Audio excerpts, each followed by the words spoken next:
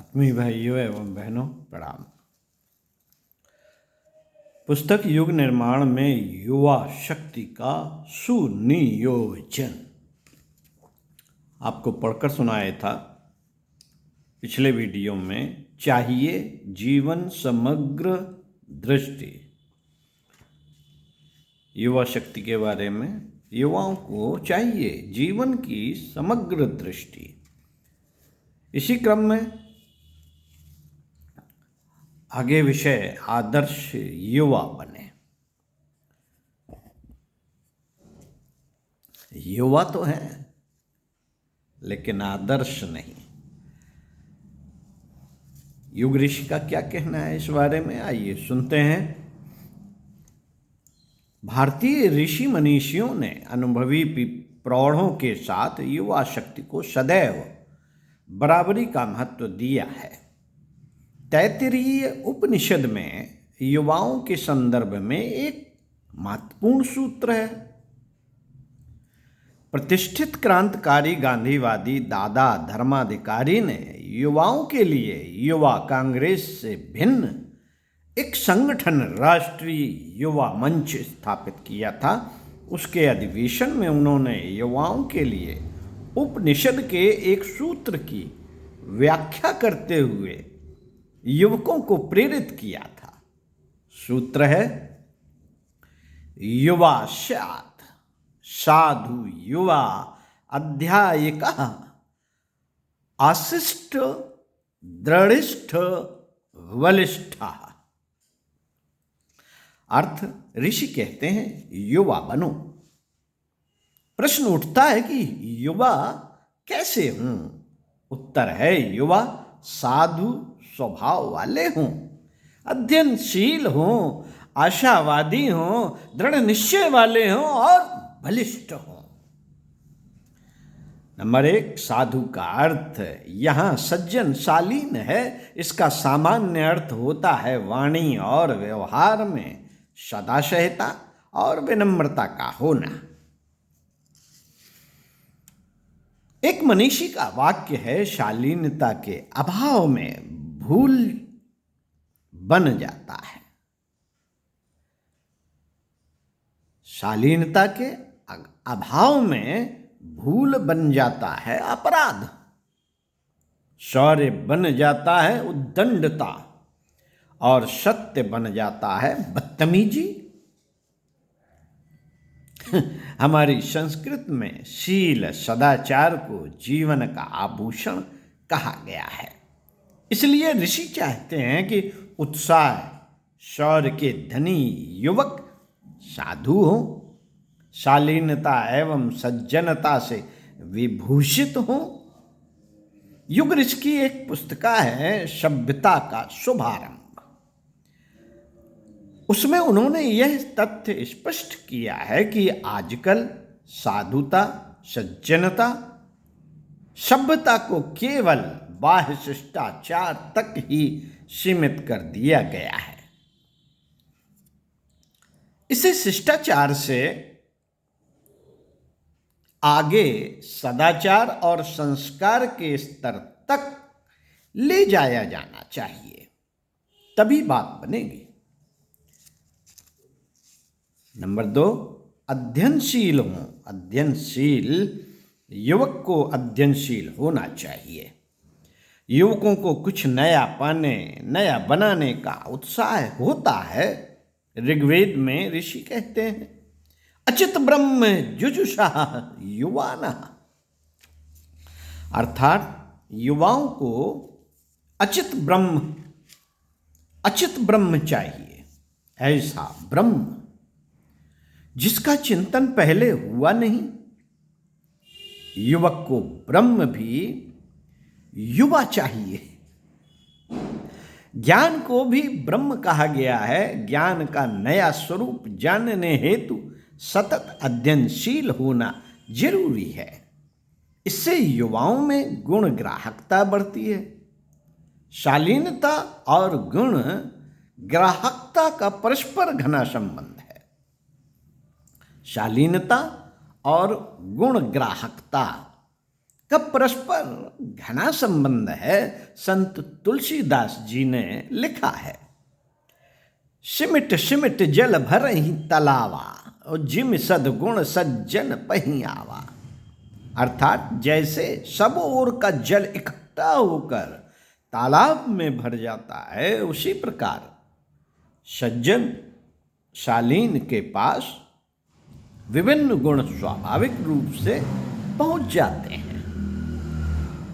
शालीन युवाओं में श्रेष्ठ गुणों के विकास से उनकी जवानी जीवंत और धन्य बन जाती है। ऋषि यही चाहते हैं। तीसरा, आशावादी। आशावादी हों युवा। युवाओं को आशावादी, सकारात्मक, विधेयात्मक सोच वाला होना चाहिए। आशावाद आस्तिकता से जुड़ा है। ज्ञान विज्ञान की तमाम शोधों खोजों के पीछे मनुष्य की आस्तिक बुद्धि ही रही है। आस्तिक का अर्थ है अस्थि। अस्थि पर ईश्वर और प्रकृति के नियमों पर भरोसा। बुद्धि जब यह मानकर चलती है कि जड़ चेतन प्रकृति में हर वस्तु एवं क्रिया के पीछे कोई नियम है, उसे जाना समझा जा सकता है। इसी आस्तिकता आशावादी दृष्टिकोण से मनुष्य ज्ञान विज्ञान के नियमों सूत्रों को खोजने में सफल हुआ है। युवाओं में नया जानने की सहज प्रकृति भी होती है तथा उस दिशा में कुछ कर गुजरने का उत्साह भी होता है। इसलिए बिनोवाजी तथा दादा धर्माधिकारी तारुण्य को जवानी को ऊंचे स्तर की आस्तिकता कहते रहे हैं। अध्ययनशील तरुण यह जानता है कि हर व्यक्ति के अंदर देवत्व विद्यमान है, तो आशावादी आस्तिक तरुण यह आशा करता है कि कैसा भी मनुष्य हो, हम उसके अंदर देवत्व को जागृत कर लें। नंबर 4, दृढ़ निश्चय। युवा दृढ़ निश्चयी हो। युवकों का मन दृढ़ व पक्का होना चाहिए। कच्चे मन वाली परिस्थितियों के थपेड़ों से हवा में पत्रवत डोलते रहते हैं, समय के प्रवाह में निर्जीव लकड़ी की तरह बहते रहते हैं, और पक्के मन वाले जीवंत पक्षियों की तरह हवा को चीर कर, मछली की तरह पानी को चीर कर अपने वांछित लक्ष्य की ओर बढ़ते रहते हैं। क्रांतिकारी सुधारक ऐसी ही मानसिकता वाले हुए हैं। नंबर 5, आशिष्ट दृढ़िष्ठ बलिष्ठा। नंबर 5, बलिष्ठा। युवा बलिष्ठ हो। मन के मजबूत युवाओं को तन से बलिष्ठ भी होना चाहिए। यहां बलिष्ठ शब्द पहलवानी तक सीमित नहीं। बलिष्ठ का अर्थ है ऐसा स्वस्थ शरीर जो परिस्थितियों प्रकृति के तमाम थपेड़ों को सहज ही सहता हुआ बिना थके लक्ष्य तक बढ़ने में सक्षम हो। युवाओं की काया गमले के उन पौधों जैसी नहीं होनी चाहिए जिन्हें सिंचित हूं कुमलाए की श्रेणी में गिना जाए। उन्हें तो पर्वत पर हरियाए के स्तर का होना चाहिए। ऋषि चाहते हैं कि युवा का मन मनीषी जैसा और तन तपस्वी जैसा हो। साथियों, कौन बने तरुण?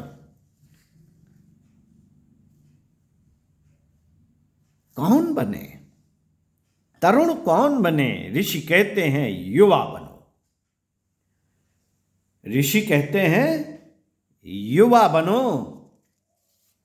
यह वे किससे व क्यों कहते हैं?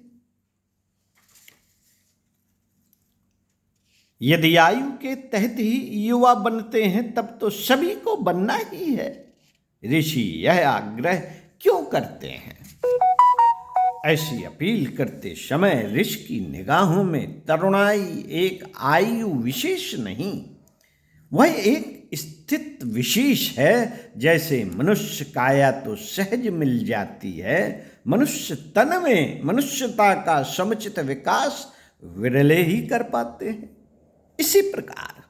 इसी प्रकार आयु से तो तरुण सभी होते हैं, परंतु प्रवृत्ति रूप में तरुणाई जवानी कितनों के अंदर उभरती दिखती है, ऋषि चाहते हैं।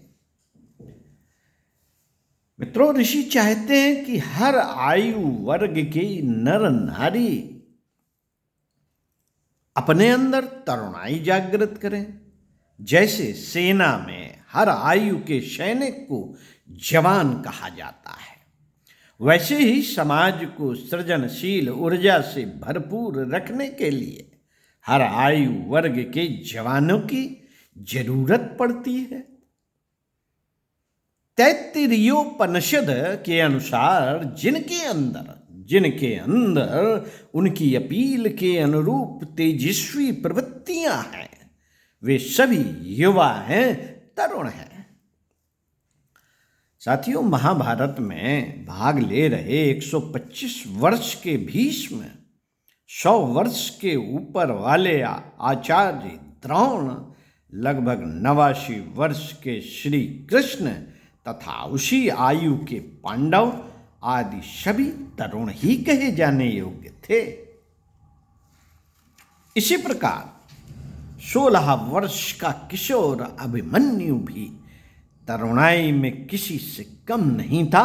अस्तु, तरुण बनने के लिए ऋषि का आमंत्रण भी विभिन्न आयु वर्ग के लोगों के लिए है। आचार्य विनोबा भावे जी ने राष्ट्रीय युवक संघ के सदस्यों को प्रेरणा देते हुए एक बार कहा था, मानवता युग के निर्माण के लिए तरुण सुलभ और तरुणोचित गुणों को स्वीकार करना होगा। वे गुण हैं तेजस्विता, तपस्या और तत्परता। तरुणाई के ये 3 कार हैं। तेजस्विता का अर्थ है वीर वृत्ति, अर्थात प्रतिकार निष्ठा। बिना तपस्या के तेज निर्माण नहीं होता। तप 2 प्रकार के होते हैं, एक कष्ट सहने का अभ्यास करना और दूसरा है तितिक्षा, अर्थात आपात अवस्था की संभावना के आधार पर उसे सहने की तैयारी। इस तरह 2 प्रकार की तपस्या से प्रतिकार निष्ठा जागृत होती है। तेज और तप के साथ तत्परता भी चाहिए। तत्परता का अर्थ है स्वीकृत कार्य के प्रति एकात्म होने की प्रवृत्ति, स्वीकृत कार्य में मगन होने की और उसके लिए अन्य सभी कामकाज दूर रखने की आदत। जिनकी प्रवृत्ति एकात्म हुई है, उन्हें स्वयं के संसार की सुधि नहीं रहती, वे विशेष सुख से परे हो जाते हैं। इस संदर्भ में दादा धर्माधिकारी का मत भी ऐसा ही है। उन्होंने कहा है, यह निष्ठा हर क्रांतिकारी के चरित्र में मिलेगी। यह निष्ठा हर क्रांतिकारी के चरित्र में मिलेगी। इस स्तर की निष्ठा के सहारे जो आज तक कभी संभव नहीं हुआ, वह भी संभव हो सकता है। यह इतिहास की सिखावन है। इतिहास मानवीय प्रयोगों की सफलता का विवरण होता है और उसमें हुई गलतियां प्रगति का सोपान सिद्ध हो सकती हैं।